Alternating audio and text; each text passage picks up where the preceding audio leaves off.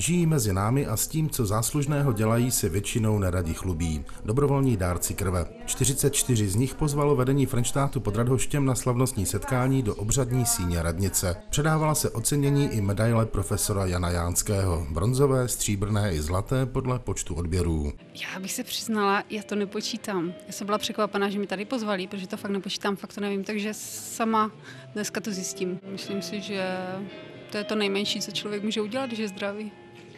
Pomoct tím, kteří to potřebují. Jedním z oceněných byl i Daniel Pavelka. Ve 39 letech má za sebou 120 odběrů. Je to moje povinnost, že? Humánní, nebo jak se mu říká. No a proč? To je proč? A začal jsem asi v 18 letech. První jsem dával krev a teď začínám dávat plazmu. Je to šetrnější a můžete to dávat častěji. Popřát přišli i děti z mateřské školy ve školské čtvrti.